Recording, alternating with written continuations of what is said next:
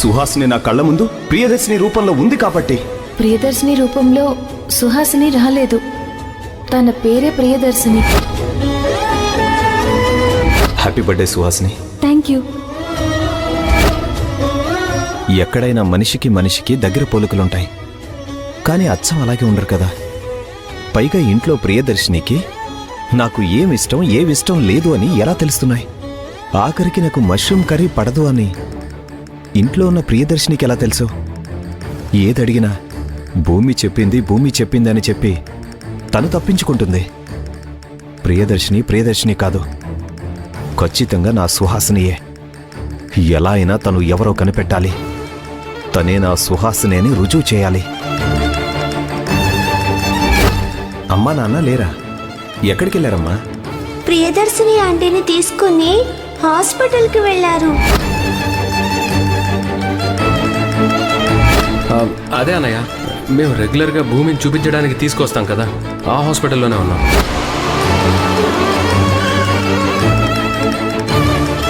పాపేమో హాస్పిటల్కి వెళ్ళారు అని చెప్పింది. అది కూడా ఏమని? ప్రియదర్శిని ఆంటీని హాస్పిటల్కి తీసుకువెళ్లారు అని చెప్పింది. మరి మాధవ్ ఏమన్నాడు? భూమిని హాస్పిటల్కి తీసుకువెళ్ళాను అని చెప్పాడు. ఇక్కడే మాధవ్ అబద్ధం ఆడాడు అని అర్థమవుతుంది. ఖచ్చితంగా తనని హాస్పిటల్కి తీసుకుని వచ్చారు. అదేంటో తెలుసుకోవాలి.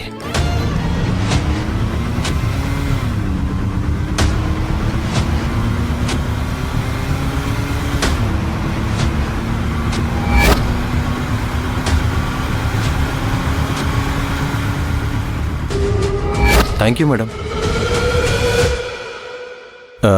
ఎక్స్క్యూజ్ మీ సార్, ఇందాకే వచ్చి ఎంక్వైరీ చేశారు, మళ్ళీ వచ్చారేంటి? సారీ అండి, ఈ ఒకసారికి ఏమనుకోవద్దు. నేను ఇంతకుముందు పేషెంట్ పేరు తప్పు చెప్పాను. పేషెంట్ పేరు సుహాసిని, ప్రియదర్శిని కాదు. ఒకసారి చెక్ చేస్తారా?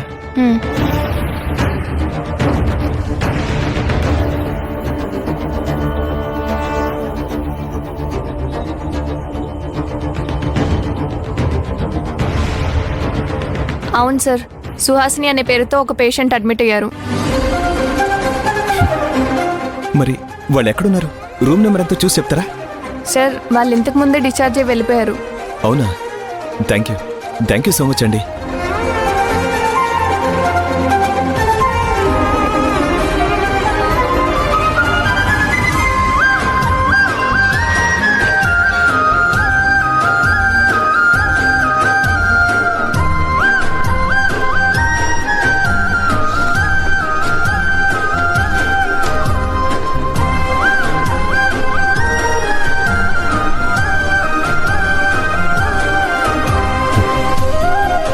ఇన్ని రోజులు ప్రియదర్శినిగా ఉన్న అమ్మాయి నా సుహాసిని అని నా మనసు చెప్పింది నిజమైంది.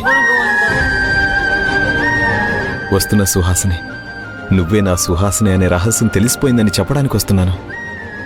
మన ప్రేమని బ్రతికించుకోవడం కోసం వస్తున్నాను.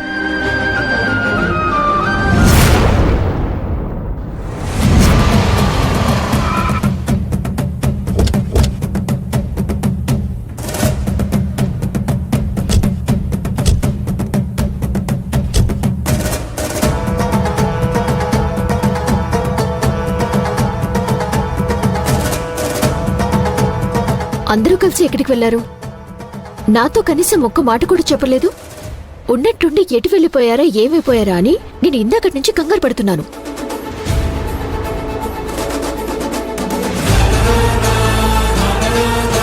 అంత కంగారు ఎందుకా లేఖ్యా? అయినా ఎక్కడికి వెళ్తామని? అలాని కాదులే భూమి, ఉన్నట్టుండి కనిపించకపోతే మా కంగారు మాకుంటుంది కదా.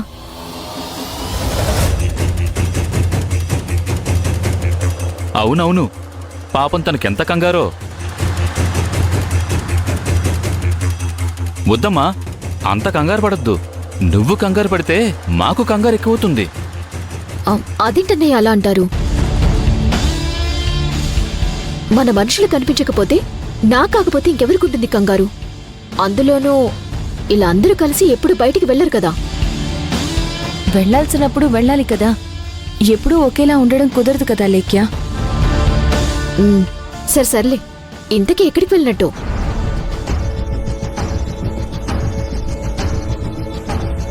అలేఖ్యా, ప్రతిదానికి ఆరాలు తీయడం నీకు బాగా అలవాటైపోయింది. ఎక్కడికి వెళ్లారు ఏంటి అన్నా అంతవరకు బాగానే ఉంది. ఎందుకు వెళ్లారు, అందరికీ ఏం పని అని ఇవన్నీ ఎందుకు చెప్పు. మా పనులేవో మాకున్నాయి, వెళ్ళాము వచ్చాము. సర్లే వదినా, నేను మాత్రం కాని మాట ఏమన్నాను అంత కోపడుతున్నారు? ఇంట్లో మనుషులు లేరు, ఎక్కడికి వెళ్లారు ఏమైంది అని అడిగాను. అది కూడా తప్పేనా? నువ్వెప్పుడు తప్పు చెయ్యవా లేక్యా? అదేంటో చూడ్డానికి అన్ని తప్పులుగానే కనిపిస్తూ ఉంటాయి. నేను తప్పులు చేయటం మానేసి చాలా రోజులైపోయింది. అయినా కూడా మీరందరూ నన్ను అలాగే చూస్తున్నారు. మారానని నువ్వు అనుకుంటున్నావు, మాకు అనిపించాలి కదా. అప్పటికి ఇప్పటికీ నువ్వు మారిందంటూ ఏమీ లేదు. అప్పుడు అరిచి గోల చేసేదానివి, ఇప్పుడు సైలెంట్ గా ఉంటున్నావు. మనస్తత్వం మాత్రం అదే. వదినా అలా అనకు. బావతో ఇంతకు ముందర నేనుంటున్నానా? మీతో ఇంతకు ముందర నేను మాట్లాడుతున్నానా? మారినా కూడా నమ్మకపోతే నాకు బాధేస్తుంది. సర్లేమ్మా, నువ్వు మారేవో లేదో నీ మనస్సాక్షికే తెలుసు. వారు హాస్పిటల్ నుంచి వస్తుంటే ఏంటమ్మా ఇక్కడే నిలబెట్టి మాట్లాడతావు? ముందు మీరు లోపలికి పదండి.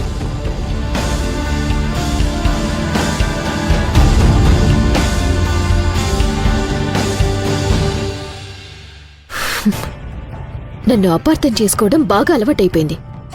చిన్న చిన్న విషయాలు అడగడం కూడా తప్పైపోతుంది. ఛ!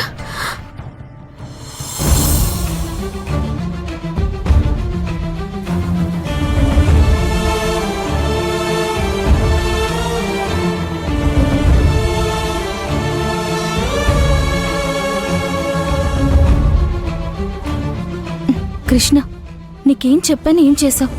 ఇంట్లో ఎవరైనా అడిగితే ఏం చెప్పొద్దని చెప్పాను కదా. ఎందుకు చెప్పా? నేనేం చెప్పాను? మరి నువ్వు చెప్పకుండా ఎలా తెలిసింది? నిన్ను ఎవరు ఏం అడిగినా చెప్పొద్దు అని చెప్పాను.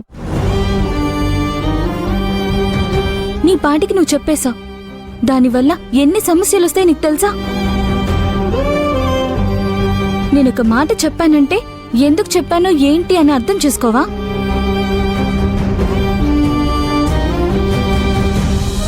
పెదనాన్నొచ్చి నాతో మాట్లాడుతున్నారు. మాట్లాడుతూ అందరూ ఎక్కడికెళ్లారు అన్నారు. వెంటనే నేను హాస్పిటల్కి వెళ్లారు అని చెప్పాను. చెప్పకూడదని గుర్తుంది, కానీ పెదనాన్నతో మాట్లాడుతుంటే నాకే తెలియకుండా చెప్పేశాను.